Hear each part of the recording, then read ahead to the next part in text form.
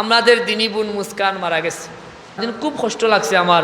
3 দিন বাদে দেখা যায় মুস্কান তার বাবার সাথে আল্লাহর ঘর মসজিদ তাওয়াফ করতেছে।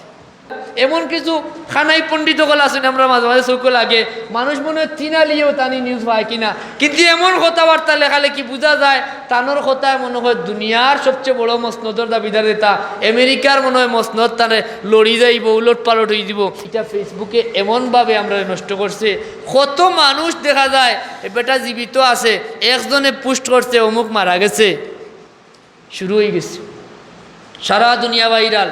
কিছুদিন বাদে বাদে মুসলমানে দেখা যায় একটা মিথ্যা খবর রে এমনভাবে এটারে প্রচার এবং প্রসার করিয়া সমগ্র দুনিয়া চলাইয়া দে, বাদে দেখা যায় এটা মিথ্যা। যেমন ভারতের যে একটা মেয়ে প্রতিবাদ করিয়া ভাইরাল হয়েছিল, নাম কিতা? মুস্কান।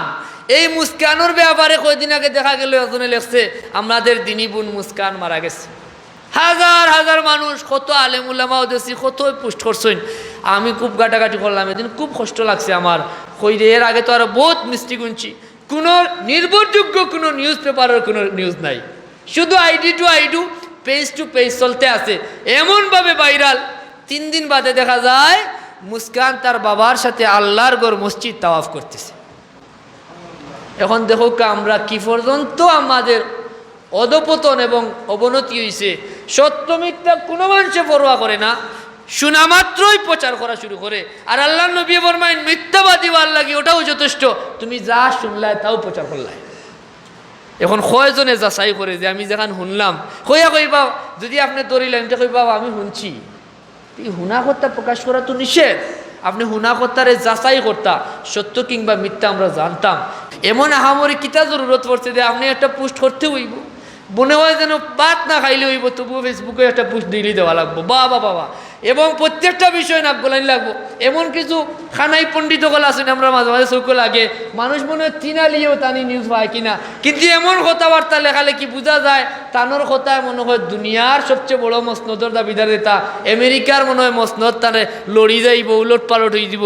ইলা লেখালেখি করেন দেশের ব্যাপারে, আলেম সমাজ সম্পর্কে, ওয়াজর ময়দান সম্পর্কে, ওয়াইজ সম্পর্কে, হিংসায় জ্বলতে জ্বলতে তাইন লেখরা। ইটা ওয়াইজটা কি ওয়াজ না করানি বালা হোক না, আউযুবিল্লাহ। তো ইটা বিষয়টা প্রত্যেকটা বিষয় সেন্সিটিভ। আল্লাহ যেন আমরা রে ইটা থেকে হেফাজত করেন হোক, আল্লাহুম্মা আমিন। গৌসে পাক মহিউদ্দিন আব্দুল কাদের জিলানী রহমতুল্লাহ আলাইহিরে স্মরণ না করলে এটা আমরার লাগি নিমক্ষারামি হইব। আল্লাহর ওলি আমরার লাগি এক অন্যতম নিয়ামত আসলা। আমার কথা না যাব হল, আমি শেষ করিলাই, মনে হয় সময় শেষ হয়ে গেছে। পরবর্তী মেহমান আইছি কিচ্ছু কইলা না তো আমার সাল্লাল্লাহু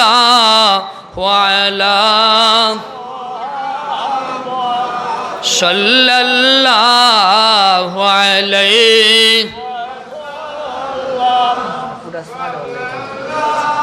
ওয়া আলা মুহাম্মদ সাল্লাল্লাহু আলাইহি